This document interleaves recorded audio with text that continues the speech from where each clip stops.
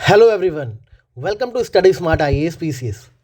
In continuation with our Lakshya 120 series, today we shall be dealing with the topic of ancient history. Right अगर आपने कल का strategy session नहीं देखा है हिस्ट्री का तो देख लो, बिकॉज उसके थ्रू आपको पता चलेगा क्या क्या इंपॉर्टेंट थीम्स हैं हिस्ट्री की जो हम इस लक्ष्य 120 सीरीज में फॉलो करने वाले हैं. राइट देखो, एग्जामिनेशन में इंपॉर्टेंट दो तरह की चीज़ें होती हैं. कुछ ऐसी चीज़ें जो बार बार रिपीट होती है हमारे एग्जाम्स में, राइट, तो वो अपने आप इंपॉर्टेंट हो जाती हैं. राइट कुछ ऐसे कोर टॉपिक्स, कुछ ऐसे कोर फैक्ट्स होते हैं एग्जाम में जो शायद पिछले 10-8 साल में नहीं पूछे गए हैं, मगर दे आर रेलेवेंट. और वो इसलिए इंपॉर्टेंट होते हैं क्योंकि बाकियों को वो सारे फैक्ट्स रटे होते हैं. Eventually it's a competitive exam. अगर आप इजी चीज़ें पढ़ के नहीं जाओगे, ठीक है, जो बाकियों को आती है, तो गलती से अगर ऐसा कोई आसान क्वेश्चन आ गया और आपने सोचा कि ये नहीं पढ़ेंगे क्योंकि ये तो पिछले 8-10 साल में आया ही नहीं है, राइट, तो भी आपका वो क्वेश्चन अगर गलत हो गया जो सबने याद करके गया, सब रट के गया, राइट, तो फिर आप देखोगे कि आप बाकियों से कहीं ना कहीं कंपटीशन में पीछे होगा. राइट इसलिए हमें दो चीज़ों को इंपॉर्टेंट मानना है. एक तो वो जो पिछले 4-5 साल में ट्रेंड में है, पूछी जा रही है, उनके अराउंड जो थीम्स हैं. राइट दूसरी चीज़ वो जो बेसिक बहुत कॉमन सी चीज़ें हैं जो शायद पिछले 8-10 सालों में नहीं पूछी गई हैं, but they remain important and they are very easy topics which we can not afford to leave. Right तो इन दो पहलुओं पर ध्यान रखते हुए हम एंशिएंट हिस्ट्री को पढ़ेंगे. ठीक है, आज हम एंशिएंट हिस्ट्री के कुछ टॉपिक खत्म करेंगे, कल हम एंशिएंट और मेडिवल पे शिफ्ट करेंगे, परसों हम मॉडर्न पे शिफ्ट करेंगे. इस तरह से हम धीरे धीरे 3-4 वीडियोस में अपनी पूरी हिस्ट्री वाले पोर्शन को खत्म करेंगे. राइट देखो, सोर्स हमारा लूसेंट ही रहने वाला है. राइट एक सोर्स को फॉलो करो, इधर लूसेंट और एनसीईआरटी. राइट और उसको मल्टीपल टाइम रिवाइज करो. याद रखना कि लूसेंट में जो इंपॉर्टेंट टेबल्स वगैरह दी हैं, जो चीज़ें इंपॉर्टेंट हैं वो चीज़ें मैं यहाँ पे कवर करवा दूंगा. राइट तो चलिए शुरू करते हैं आज का लेक्चर. सबसे पहले देखते हैं कुछ इंडस वैली सिविलाइजेशन की साइट्स कौन सी नदियों के किनारे हैं और उनके एक्सकेवेटर्स के नाम क्या है. एटलीस्ट ये तो आपको बेसिक पता ही होना चाहिए. राइट इसमें सबसे पहले ध्यान से देखना, हड़प्पा, मोहनजोदारो और चहुदारो, ये तीनों जो साइट्स हैं, ये तीनों कहाँ की साइट्स हैं? पाकिस्तान की साइट्स हैं. ठीक है, याद रखना कभी भी हड़प्पा आए, मोहनजोदारो आए, चहुदारो आए, तो याद रखना ये पाकिस्तान की साइट्स की हम बात कर रहे हैं. राइट जो इनकी लोकेशन है वो पाकिस्तान में है. हड़प्पा पंजाब वाले रीजन में है, मोहनजोदारो और चहुदारो सिंध वाले रीजन में है. राइट ये भी याद रखना कि जो हड़प्पा है वो तो रावी नदी के किनारे है. राइट मगर जो मोहनजोदारो और चहुदारो है ये दोनों ही इंदस नदी के किनारे हैं. राइट ये चीज़ याद हो जाएगी आपको कि मोहनजोदारो चहुदारो जो है इंदस के किनारे हैं और हड़प्पा जो है वो रावी नदी के किनारे है. हड़प्पा के एक्सकेवेटर का नाम दयाराम साहिनी है. ठीक है, मोहनदास के एक्सकेवेटर का नाम राखल दास बनर्जी है. चहुदारो के एक्सकेवेटर का नाम एनजी मजूमदार. याद रखना. राइट अब इसको याद रखने का तरीका ये है, एक छोटा सा यहाँ पे टेबल बना लो, HMC लिख लो. आपको पता है ये पाकिस्तान की तीन ही साइट्स हैं. राइट तो HMC को एक साथ क्लब कर लो, तीनों पाकिस्तान वालों को एक साथ लिख लो. राइट HMC को एक साथ लिखो. यहाँ पता ही है रावी है और ये दोनों इंदस है, ये तो पता ही है. ठीक है, इनके एक्सकेवेटर के नाम याद करने में दिक्कत होगी तो बहुत सिंपल है, याद रखना.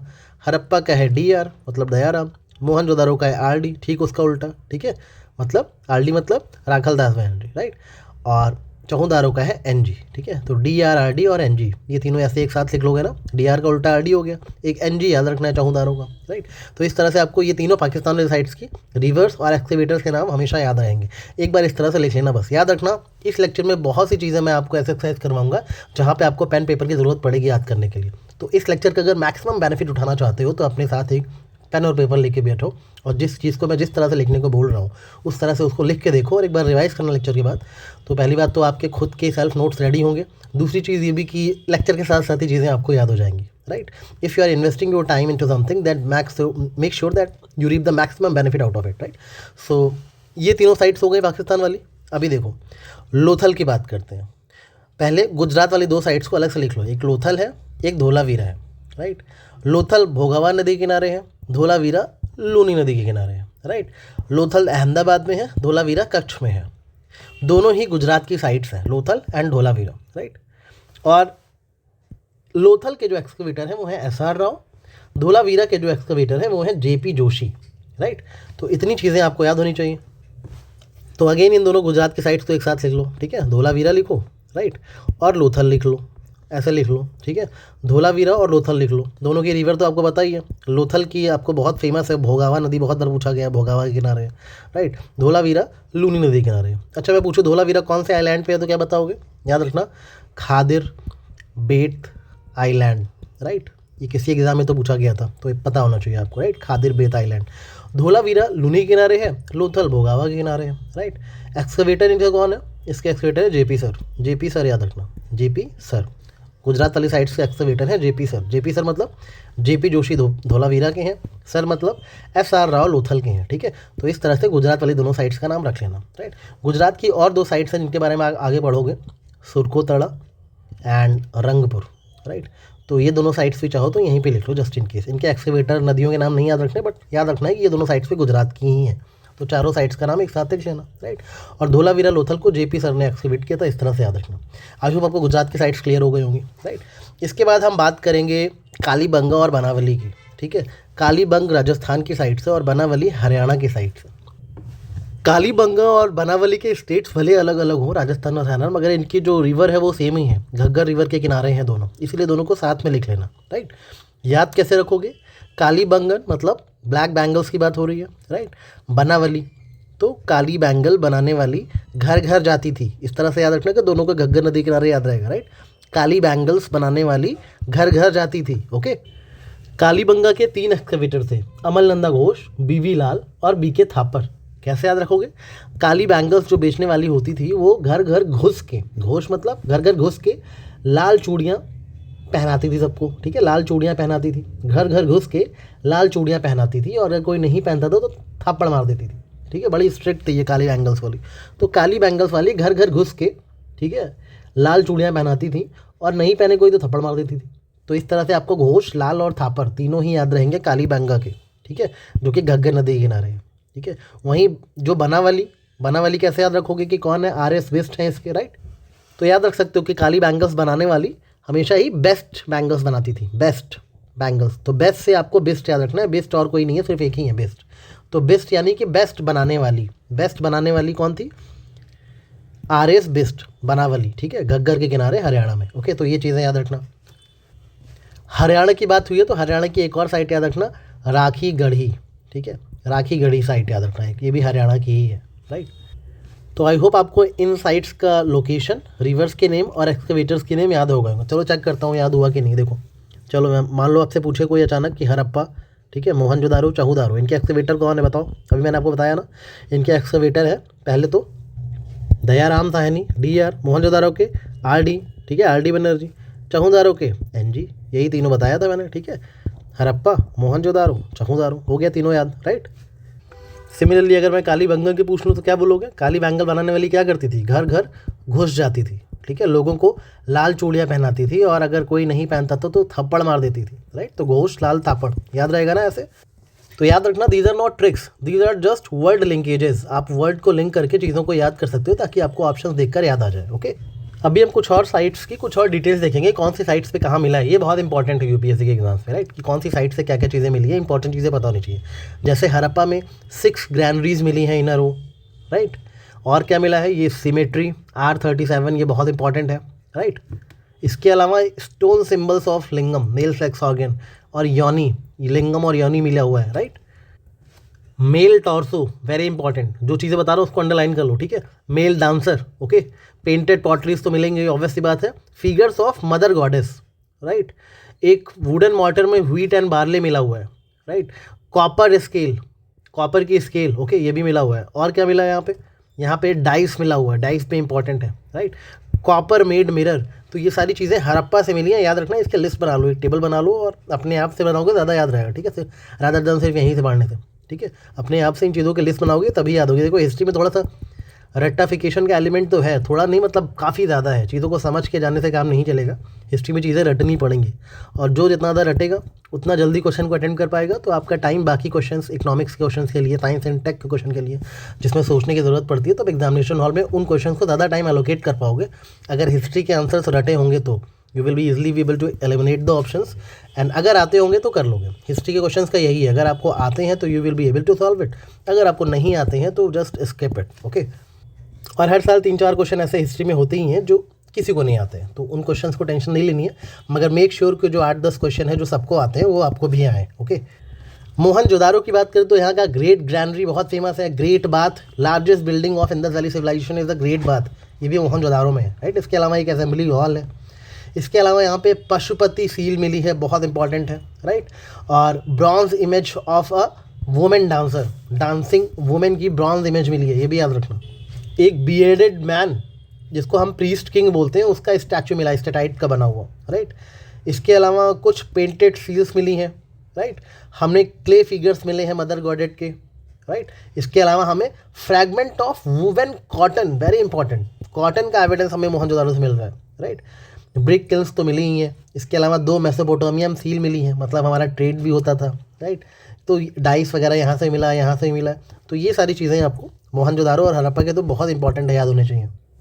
चहुदारो हड़प्पा की एक ऐसी साइट है जिसमें सिटाडेल नहीं है। अब आप सोचोगे सर सिटाडेल क्या होता है। देखो, जो हड़प्पा की साइट्स होती थी, जो जनरली सारी हड़प्पा की जो सिटीज़ हमें मिली हैं, उसमें एक हाई एरिया होता था जो कि हाईली फोर्टिफाइड होता था, ठीक है, चारों तरफ से फोर्टिफाइड होता था, उसको सिटाडेल बोलते थे। इसमें जो हायर अथॉरिटीज़ होती थी वो रहते थे, और जो लोअर टाउन्स होते थे उसमें रेसिडेंट रहते थे। मतलब कुछ ऊंचाई पे सिटाडेल्स होता था जिसमें एडमिनिस्ट्रेशन के लोग, हायर अथॉरिटी के लोग रहते थे, और एक लोअर टाउन होता था। लोअर टाउन में रेसिडेंट्स रहते थे, नॉर्मल लोग। लेकिन चहुदारों में ये सिस्टम नहीं था।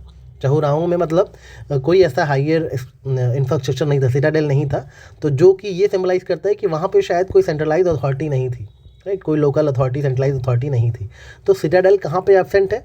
चहुदारों में। चहुदारों में चारों ओर देख लिया, कहीं सिटाडेल मिला नहीं, राइट। एक इंक पॉट मिला है, एक लिपस्टिक मिली है, काफ़ी यूनिक सी चीज़ें चहुदारों में है, ठीक है।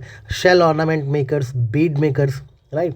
इसके अलावा imprint of dog's paw on a brick, ठीक है, एक ब्रिक पे डॉग्स के पॉ के इम्प्रिंट मिले हैं, ये भी याद रखना, मतलब डॉग का एविडेंस कहीं ना कहीं मिला है।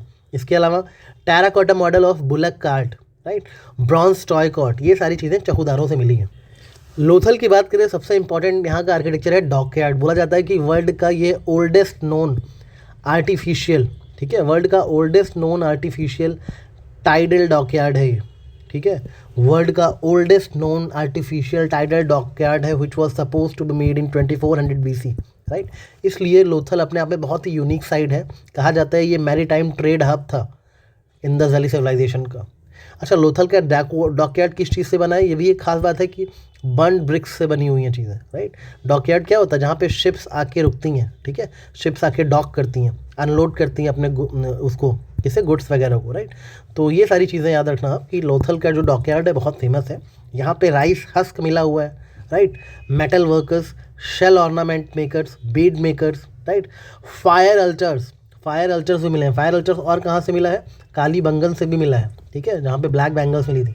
और टेराकोटा फिगरीन ऑफ हॉर्स, ठीक है, टेराकोटा फिगरीन एक हॉर्स का मिला हुआ है, राइट। इसके अलावा डबल बरियल, मतलब मेल और फीमेल को सिंगल ग्रेव में ही बरी कर दिया गया, ये भी मिला है यहाँ पे। इसके अलावा पर्शियन और ईरानियन शीप मिली हुई है, ठीक है, बहरेनियन सील मिली हुई है, पेंटेड जार है, बर्ड एंड फॉक्स बने हुए हैं उसमें। अब बर्ड्स एंड फॉक्स बने, मतलब आप पता होना चाहिए उस टाइम पे लोग फॉक्स वगैरह को जानते थे। तो ये सारी चीज़ें थोड़ी इंटरप्रिटेशन वाली हैं, थोड़ा पढ़ो और पॉज करो कि अगर फायर अल्चर्स मिला है तो इसका मतलब क्या क्या हो सकता है, राइट। और पेंटेड जार, इस पर बर्ड एंड फॉक्स बने, इसका सोचा करो कि इसका क्या मतलब, थोड़ा रिसर्च किया करो गूगल पे कि इसका इंटरप्रिटेशन क्या हो सकता है, बिकॉज यूपीएससी आजकल इंटरप्रिटेशन बेस्ड क्वेश्चन ही पूछ रहा है, राइट।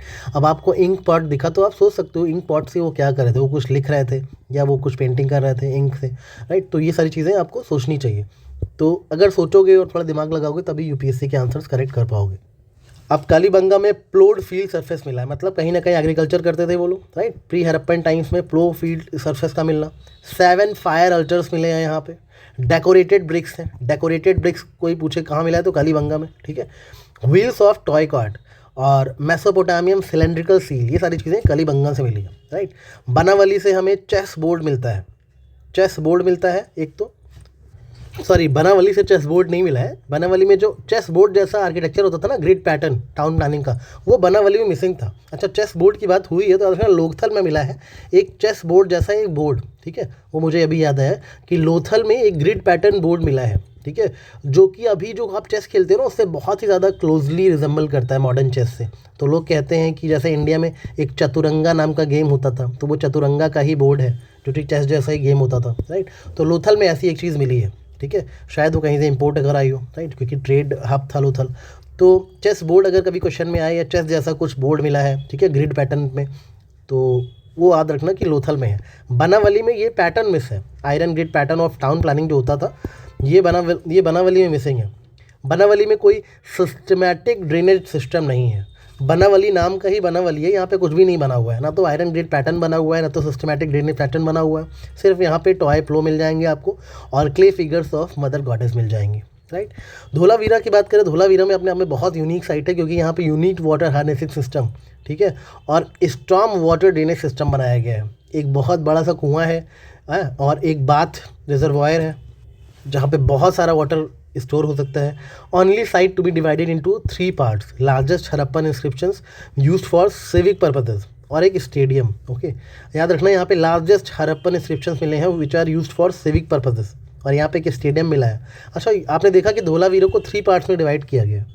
बाकी टाउन में क्या होता था, सिटाडेल होता था और लोअर टाउन होता था, बट धोलावीरा में सिटाडेल भी है, ठीक है, सिटाडेल भी है सबसे ऊपर जहाँ पे अथॉरिटी रहती है। उसके बाद मिडिल टाउन है, ठीक है, मिडिल टाउन है, और उसके बाद यहाँ पे लोअर टाउन है। मतलब धोलावीरा 3 पार्ट में डिवाइडेड था, ये भी याद रखना, ठीक है।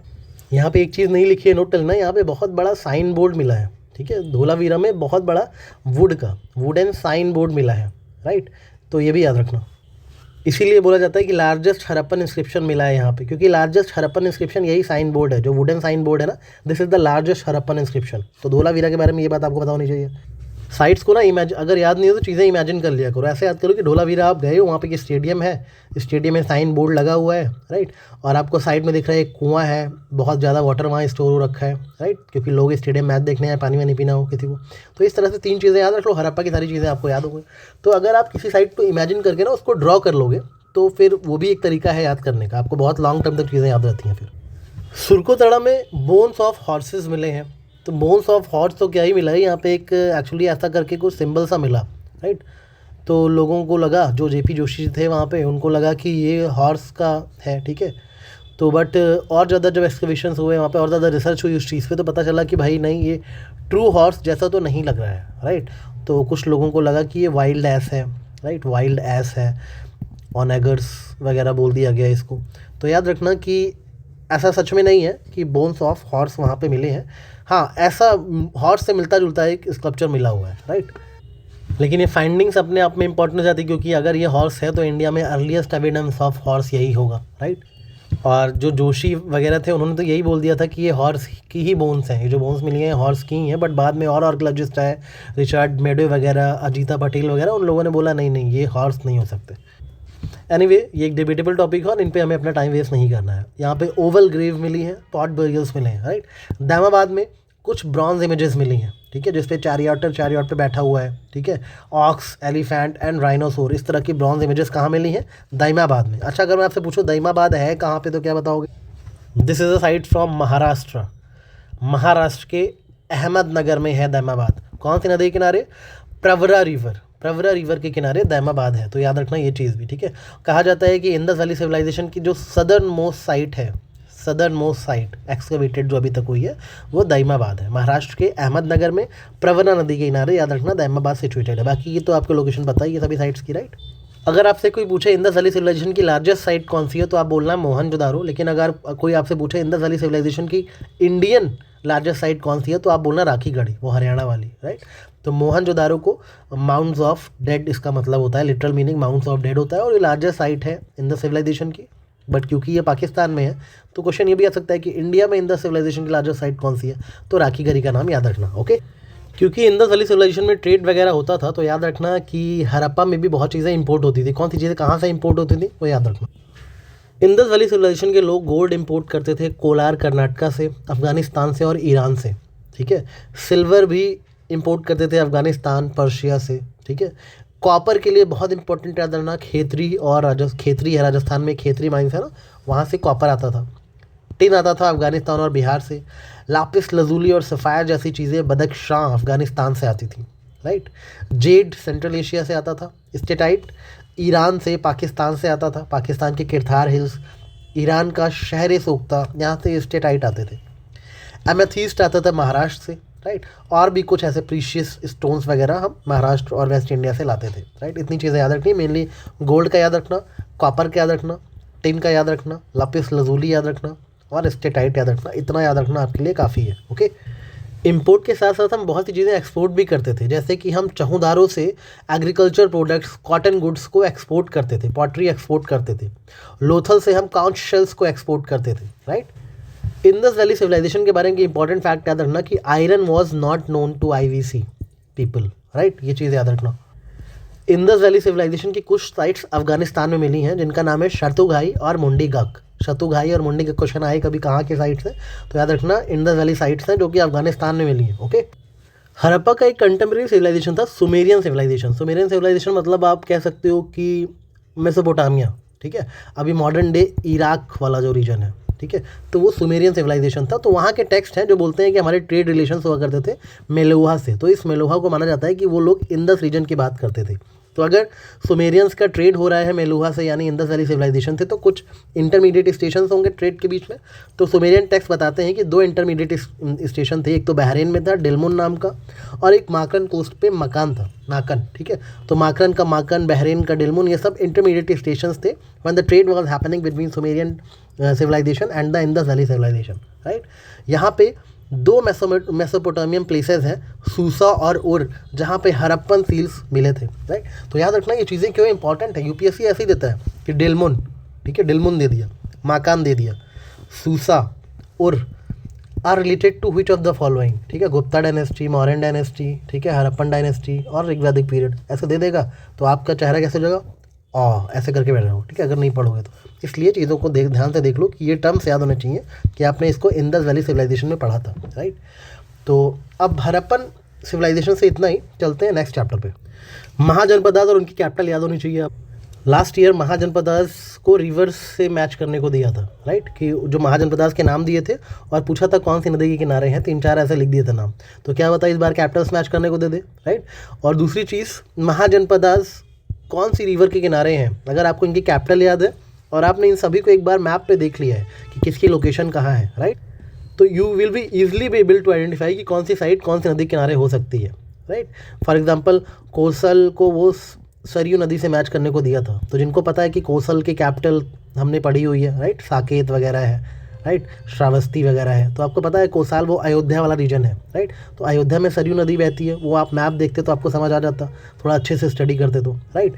इसके अलावा अवंती वगैरह का बोला गया था। तो अगर आप मैप पे देखोगे ना तो आपको नदियाँ तो पता है कौन सी नदी कहाँ से बहती है ज्योग्राफी में, तो चीज़ों को हॉलिस्टिकली पढ़ोगे तो आप उन आंसर्स तक पहुँच जाओगे, राइट। फॉर एग्जाम्पल उसमें मैच करने को दिया था, अवंती के सामने लिखा था महानदी, ठीक है। अब अगर अभी अवंती की कैपिटल मैं आपको याद करवाऊंगा तो आप देखोगे अवंती की कैपिटल होती है उज्जैनी, ठीक है, माहिष्मती, तो ये सब रीजन कहाँ है, MP वाले माल वाले रीजन में है, राइट। लेकिन अवंती के सामने लिखा था महानदी, जबकि महानदी कहाँ से स्टेट से बहती है, छत्तीसगढ़ उड़ीसा से बहती है, तो ये बिल्कुल इनकरेक्ट होगा। इस तरह से आप आंसर डिड्यूस कर सकते हो, आपको बेसिक्स पता होने चाहिए। अब ये नहीं कि इस बार बैठ के सबकी नदियाँ नट रहे हो, राइट। इस तरह यूपीएससी को फॉलो नहीं किया जाता। यूपीएससी को फॉलो इस तरह किया जाता है कि हॉलिस्टिक पढ़ाई की जाती है। आपको सभी महाजनपदास की कैपिटल पता होनी चाहिए और सभी महाजनपदास की एग्जैक्ट लोकेशन आपके दिमाग में होनी चाहिए। इसलिए इस टॉपिक को याद करते वक्त मैप भी अपने सामने खोल के बैठो, ओके। फिलहाल मेरा काम है आपको इनकी कैपिटल्स को याद करवा देना इसी टाइम, ठीक है। अंगा की कैपिटल है चंपा, कैसे याद रखोगे, आपने पांचांग वर्ड सुना है, पांचांग, तो चंपा अंगा थोड़ा सा मिल रहा है ना पांचांग जैसा, तो पांचांग ऐसे बोलोगे तो चंपा अंगा हमेशा याद रहेगा, राइट। आपको बेसिकली वर्ड देके याद आना चाहिए ना, तो अंगा चंपा को पांचांग वर्ड से याद रखना, पांचांग, ठीक है, चंपा अंगा, ओके। याद रखना अंगा ये बिहार वाले रीजन में है, कभी रिवर पूछे तो याद रखना मुंगेर और भागलपुर एरिया बिहार का है, ठीक है। तो अंगा जो है बिहार वाले रीजन का है। अब बिहार में कौन सी नदी बहती है, गंगा नदी बहती है, राइट। गंगा की ही एक ट्रिब्यूटरी टाइप की है चंपा एक नदी का भी नाम है, इसका नाम चंदन या चंपा कुछ भी बोल सकते हो। तो कभी आए अंगा जो है चंपा रिवर या चंदन रिवर के किनारे है तो सही आंसर होगा, ठीक है। या फिर अंगा गंगा के किनारे है तो भी सही आंसर होगा, क्योंकि गंगा की ही ट्रिब्यूटरी है। तो अंगा को गंगा से, ठीक है, चंपा को चंदन से याद रखना कि अंगा जो है वो चंदन नदी किनारे है, चंपा नदी किनारे है, बिहार में है, ठीक है। इस तरह से चीज़ों को एक साथ पढ़ लिया, अब बोलोगे तो नहीं ना। चलो आगे बढ़ते हैं। मगध तो भाई बहुत फेमस है, मगध की पहली कैपिटल तो राजगृह थी और राजगृह को गृहराज बोलते हैं, ये चीज़ याद रखना, राइट। दोनों मैच भी करता है ना, राजगृह गृहराज मैच करता है ना। तो मगध जो है राजगृह गृहराज कैपिटल था। उसके बाद जब बिंदुसार के बेटे आए उदयन ने पाटलिपुत्र कर दी कैपिटल, लेकिन पहली कैपिटल हमेशा राजगृह थी, गृहराज। तो राजगृह गृहराज तो याद ही रखना। मगध भी बिहार वाले रीजन में था, राइट। ये भी गंगा नदी के किनारे था, गंगा और सोन नदी के आसपास मगध का पूरा एम्पायर फैला हुआ था, ओके, विंध्यान हिल्स में। यहाँ पे एक बहुत इंटरेस्टिंग फैक्ट आपको बता रहा हूँ। मगध जो है ना, जब पाटलिपुत्र कैपिटल शिफ्ट कर दी गई तो पाटलिपुत्र ऐसी जगह है जहाँ पे गंगा और सोन नदियों का कॉन्फ्लुएंस होता है, गंगा और सोन नदी आके वहाँ पे मिलती हैं, ठीक है। तो एक तरह का वाटर से थ्रू ही फोर्टिफाइड हो गया मगध, ठीक है। इसलिए इसको बोलते हैं जलदुर्ग, जलदुर्ग, ठीक है। ये पहले पूछा भी जा चुका है जलदुर्ग कहाँ है, तो जलदुर्ग मगध के लिए बोलते हैं। जो गंगा सोन का कॉन्फ्रेंस होता है ना पाटलिपुत्र के पास, तो वो लोग वाटर का फोर्ट बना देते हैं, वाटर का फोर्ट बना देते हैं जलदुर्ग। तो जलदुर्ग मुझे कहाँ है, तो याद रखना मगध में, राइट। वज्जी की कैपिटल वैशाली, याद रखना, दोनों सेम है, नाम याद करने की कोई ट्रिक की जरूरत है नहीं। वज्जी वैशाली अपने आप हो जाएगा, ये भी बिहार की है, राइट। तो हमने 3 बिहार की देख ली, अंगा, मगध, वज्जी, राइट। इनकी लोकेशन एग्जैक्ट मैप पे देख लेना। बाकी मल ईस्टर्न यूपी की एक साइट है, ठीक है, गोरखपुर देवरिया वाले रीजन की मल साइट है। इसकी कैपिटल कुशीनारा, याद रखना, मल्ला कुशीनारा। कैसे याद रखोगे, आप कभी मॉल में जाते हो ना, तो आपको खुशी होती है वहाँ का नज़ारा देख के, राइट। मॉल में खुशी का नज़ारा, तो मॉल कुशीनारा, मॉल में खुशी का नज़ारा, तो मॉल कुशीनारा, याद रखना, ठीक है। ये ईस्टर्न यूपी की साइट से मॉल, याद रखना। काशी तो पता ही है, वाराणसी काशी एक ही है यूपी में, राइट। कोसल कौन सी साइट है, बताया ना, फैज़ाबाद अयोध्या वाली साइट, ये भी ईस्टर्न यूपी की साइट है कोसल। यहाँ पे भी इसकी कैपिटल याद रखना कोसल की, श्रावस्ती कैपिटल याद रखना कोसल की, राइट। अगर आपको पता है कि अयोध्या में सरयू नदी बहती है, तो आपने लास्ट ईयर क्वेश्चन सही कर लिया होता, राइट। क्योंकि कोसल अगर है और अयोध्या की साइट है, आपको लोकेशन पता है, श्रावस्ती इसकी कैपिटल ये पता है, तो आपको पता होता है कि वो वाला ऑप्शन सही है, राइट। तो कोसल श्रावस्ती कैसे याद रखोगे, बात अयोध्या की हो रही है, ठीक है। अयोध्या में राम जी जब कौशल्या माता को छोड़ के चले गए थे, तो कौशल्या माता उन्हें कहाँ ढूंढ रही थी, श्रावस्ती में ढूंढ रही थी, राइट। तो कौशल्या श्रावस्ती में राम जी को ढूंढ रही थी, क्योंकि राम जी वनवास पे चले गए, राइट। इस तरह से इसको याद रखना, कौशल्या श्रावस्ती, राइट। वत्स की बात करें तो वत्स कौशाम्बी में है, ठीक है। ये इलाहाबाद वाले रीजन में, मिर्ज़ापुर वाले रीजन में वत्स और कौशाम्बी की बात हो रही है, राइट। वत्स की कैपिटल है कौशाम्बी। कैसे याद रखोगे, मैं आपको पढ़ा रहा हूँ तो आप लोग मेरे वत्स हो, राइट। आप लोग मेरे वत्स हो ना, क्योंकि मैं तो आपको पढ़ा रहा हूँ। अब मैं क्या चाहता हूँ कि मेरे जो वत्स हैं उनके अंदर क्या डेवलप हो, कौशल डेवलप हो, स्किल डेवलप हो, चीज़ों को याद करने का, चीज़ों को समझने का। तो वत्स कौशल, वत्स कौशाम्बी, याद रहेगा ना। लोकेशन में आपको देख लेना, छेदी बुंदेलखंड एरिया की साइट है, शक्तिमती इसकी कैपिटल है, ठीक है। तो छेदी की कैपिटल शक्तिमती कैसे याद रखोगे, शक्तिमान नाम का एक बहुत फेमस सीरियल आता था दूरदर्शन पे, राइट। वो हफ्ते में एक ही दिन आता था, तो बच्चे जिद करते थे कि शक्तिमान हफ्ते में एक ही दिन क्यों आता है, हफ्ते में 6 दिन क्यों नहीं आता। बच्चे बोलते थे हमें 6 दिन चाहिए शक्तिमान, 6 दिन शक्तिमान, 6 दिन शक्तिमान, इस तरह बोलना तो याद रहेगा, राइट। कुरु की कैपिटल है इंद्रप्रस्थ।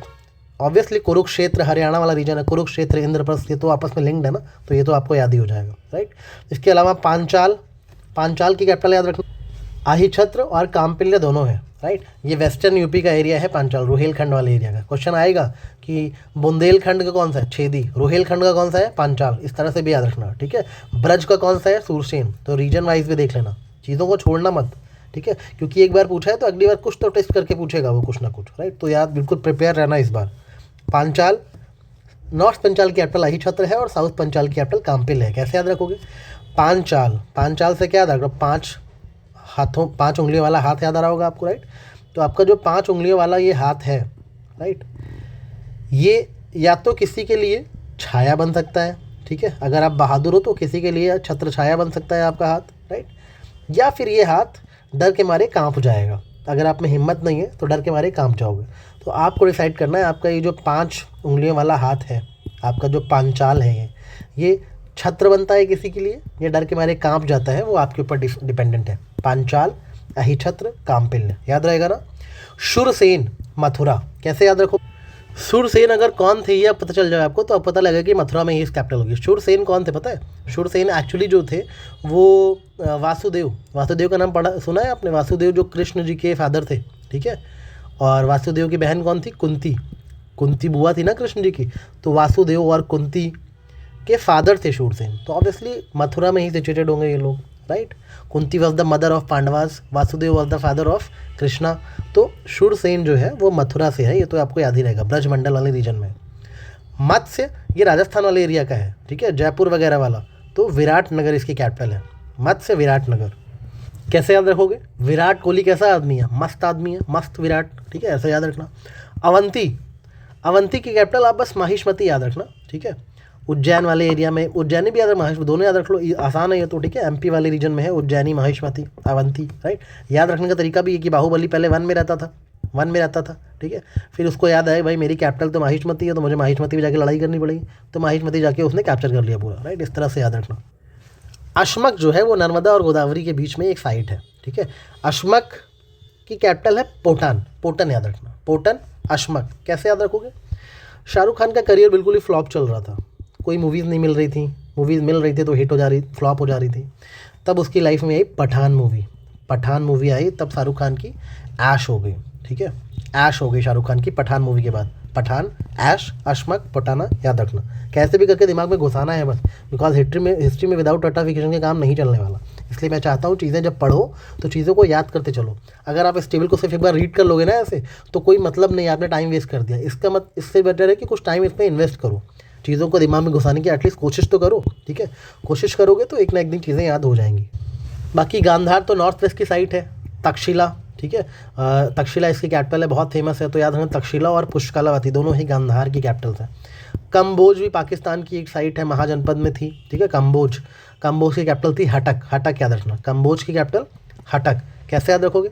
आपको कोई बहुत ज़्यादा बोझा है आपके ऊपर, आपको उस बोझे को कम करना है, तो आप क्या करोगे? थोड़ा बोझा हटा दोगे, ठीक है। बोझा कम कर मतलब बोझा हटा दे, तो कम बोझ हटक, इस तरह से चीज़ें याद रखना, राइट। इस लेक्चर में इतना ही रखते हैं, ठीक है। और आई होप आपको लेक्चर अच्छा लगा होगा। और नेक्स्ट लेक्चर में हम बुद्धिज़्म, जैनिज़्म वगैरह के कुछ इंपॉर्टेंट फैक्ट्स पढ़ेंगे और पूरी एंशिएंट हिस्ट्री को फिनिश करेंगे, राइट। चलो फिर अच्छे से रिवाइज करो, मिलते हैं कल नेक्स्ट लेक्चर में। Till then take care, keep revising and all the best for preparations. Thank you.